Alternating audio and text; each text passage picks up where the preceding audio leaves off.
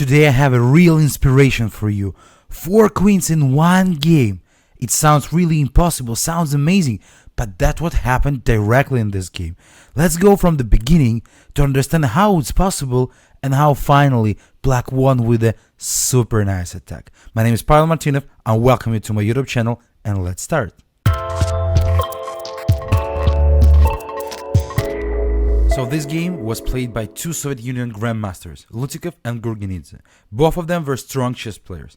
And in this position, they are starting a pawn races, while going d7 with the idea d8 queen, and the symmetrical answer by black f2, d8 queen, f1 queen. And now this position, probably surprisingly, but wins for black. Why? Because of the poor white's king. The black king is completely more safe than the white's king, and black have a serious chances to attack. Let's see how it was. What to do here? For example, if white will go with the check, okay, we can block it, and then we have a trade of the queens. It's not that interesting for us, right? After queen d8 takes bishop g7, still black has better chances. Again, the king on h8 is completely better than the king on c2. But what happened in the game is directly way more interesting. So after f1 queen, white played queen d5, trying to bring out the queen closer to the center and to have some chances to the check black by these squares. Queen f2 check, king goes b3, queen goes g7, very logical move. First of all, to hide the king out of the checks on the long diagonal, and secondly, we are having attention to the pawn on b2. We want to take with some checkmate stuff. So white responded with the rook d2 that looks completely logical. Protection on b2 and attack on f2. Black played rook f3, connecting the rook to attack. And here white had two ways. In the game they played king e4. That basically made the permission for black to make a great combo. The other line is king goes to c2. Looks interesting. Black can play queen f3. And now this position looks really dangerous for white, because don't forget that black also has the g-pawn that could be promoted to the queen number 5 in this situation. That's amazing. That's truly, really amazing.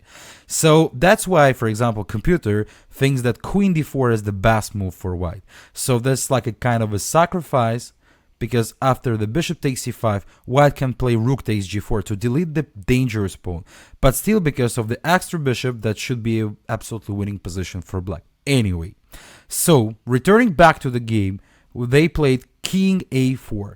That looks truly interesting, to hide the king on the queen side. Maybe the king can go somewhere up in some cases. Now it looks logical to play queen f1 with the idea of queen b5 mate, basically, but white can play knight e7. And for example, the position after g3, h6, computer here counts this as 0-0, but it's really like, it's a mess on the board. Really hard to understand. Instead of this line with the queen goes to f1, black found a really nice combination. You can, by the way, put pause here and try to find the combination by your own. And now I will show you the way. The way is queen goes b2, an amazing queen sacrifice. We have two queens, so one queen we can definitely sacrifice. What's the idea? White basically forced to take, other way the king is completely done. So rook takes b2, rook a3 check now, forcing the king to take on b4, and queen b2 check. And the point that on king c4 I have queen c3 checkmate, surprisingly. And the knight is pinned on c5. So that's why the only way is to give back the queen with a queen b3. But after rook takes b3, a takes b3, a very strong move, queen f2. And now black protected their king out of any checks from f6 or d4. The bishop is protected on f8, and the bishop and the queen are looking directly to the knight. So the knight is underpinned, and black wants to go with the pawn up if white will defend the knight. White tried to play king a4, but directly after g3, they resigned. The pawn is coming up because white's knight is still can't move. On, for example, knight e6, that would be queen a2. What an amazing checkmate, because the bishop now controls the b4 square. So that's why here the knight is not moving and the pawn is just coming up. And our king, again, is totally safe on h8. No ideas for white how to survive in this game. So what an amazing example. 4 queens. Wow, it's really amazing. I hope that you enjoyed this game as I enjoyed. doing this video for you. Don't forget to subscribe to my YouTube channel and press like to this video, and see you on my new episodes.